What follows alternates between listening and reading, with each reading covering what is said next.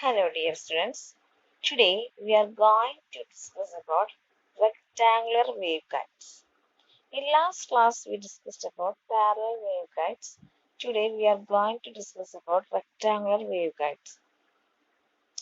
നമ്മൾ കഴിഞ്ഞ ക്ലാസ്സിലെ പാരലൽ വേവ്ഗൈഡ്സ് ഞാൻ എടുത്തപ്പോൾ തന്നെ പറഞ്ഞിരുന്നു അതേപോലെ തന്നെയാണ് നമ്മൾ റെക്ടാംഗിൾ വേവ്ഗൈഡ് ചെയ്യുന്നത്.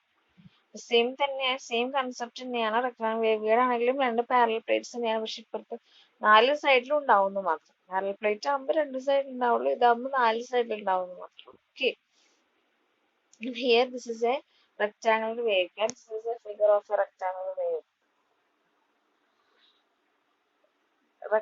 waveguide.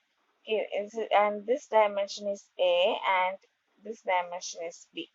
Okay, ഇവിടെ നമ്മൾ രണ്ട് വാളിന്റെ ഉള്ളിൽ എന്ന് പറയുന്നത് walls are perfectly conducting and it is filled with a lossless material. That is lossless material എന്ന് വെച്ചാൽ ഡയലക്ട്രിക് ആണ്, അപ്പൊ കണ്ടക്ടിവിറ്റി 0 ആയിരിക്കും. അത് ഇവിടെ കണ്ടക്ടിവിറ്റി ഉണ്ടാവില്ല.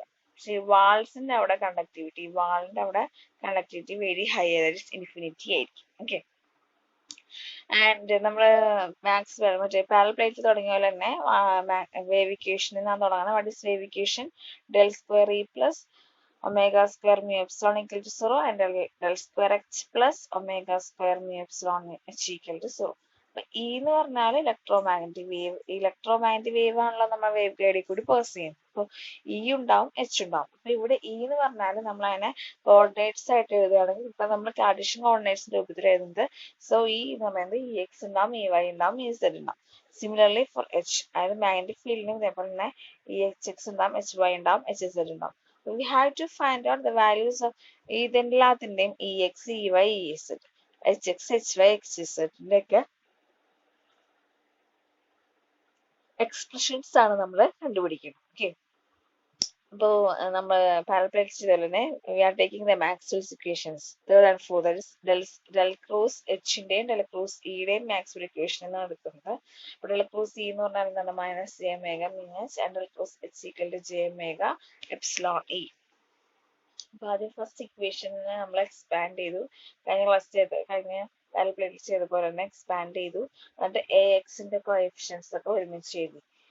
Creating the coefficients of AX, AY and EZ. Similarly അതേപോലെ അടുത്ത ഇക്വേഷൻ ക്രോസ് H-ന്റെയും അതേപോലെ തന്നെ നമ്മൾ എക്സ്പാൻഡ് ചെയ്ത് എഴുതി. And creating the coefficients of AX, AY and AZ. Okay, അങ്ങനെ നമുക്ക് വി ഗെറ്റ് 6 ഇക്വേഷൻസ്.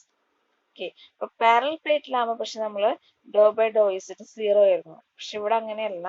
ഓക്കെ, ഇവിടെ രണ്ട് ടേം തന്നെ ഉണ്ടാവും. ഓക്കെ, ഇപ്പൊ നമ്മൾ ഈ 6 ഇക്വേഷനും നമ്മൾ സോൾവ് ചെയ്യുമ്പോൾ here only EZ equal to 0, EZ മാത്രമാണ് 0. അപ്പൊ നമ്മള് we are find out the values of find out the expressions for HX, EX, EY, HX, HY in terms of EZ and HZ. EZന്റെ HZന്റെയും ടേംസിലാണ് നമ്മൾ EX, EY, HX, HY നമ്മൾ കണ്ടുപിടിക്കുന്നത്. Okay, and these are the equations, final equations. E0യും H0യും നമ്മൾ കഴിഞ്ഞ ക്ലാസ്സിൽ EX ഒക്കെ parallel പ്ലേറ്റിൽ കണ്ടുപിടിച്ചു. അതേപോലെ തന്നെയാണ്, പക്ഷെ ഇവിടെ രണ്ട് ഡയമെൻഷൻസും വരും. Eയും Hഉം രണ്ടിലും ഉണ്ടാവും. ഓക്കെ, അപ്പൊ EZും HZന്റെയും ടേംസിലാണ് നമ്മളിവിടെ കണ്ടുപിടിക്കുന്നത്. ഇത് കാണാണ്ട് പഠിക്കണം. ഇക്വേഷൻ ഗാമ എന്ന് പറയുന്നത് പ്രൊപ്പഗേഷൻ കോൺസ്റ്റന്റ് ആണ്. H is another constant. Gamma square plus omega square mu epsilon ആണ് H സ്ക്വയർ. Okay, gamma minus gamma by H square ഡോ EZ ബൈ ഡോ X minus j omega mu by H square ഡോ HZ by ഡോ Y. ഈ Y ആകുമ്പോൾ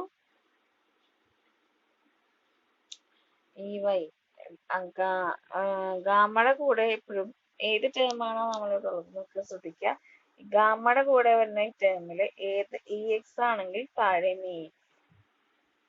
EY ആണെങ്കിൽ താഴെ EY, HX ആണ് അപ്പൊ ഗാമ ടേമിൽ വരുമ്പോ ഡോ X, HY ആണ് അപ്പൊ ഗാമ ടേമില് ഡോ Y. ഓക്കെ, പൊളാരിറ്റി വ്യത്യാസം വരുന്നുണ്ട്, നോക്കുക. രണ്ടാമത്തെ ടേമിനാണ് നമ്മൾ ജി ഒമേഗ മ്യൂടേക്കാണ് ജി ഒമേഗ ഈ ഇലക്ട്രിക് ഇതാകുമ്പോ മ്യൂ ആണ് വരെ എക്സ്ക്യൂഷൻസിൽ, അതുപോലെ മാഗ്നറ്റിക് ഫീൽഡ് ആകുമ്പോൾ എപ്സിലോൺ ആണ് വരും.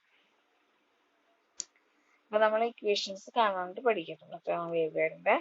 Okay, thank U.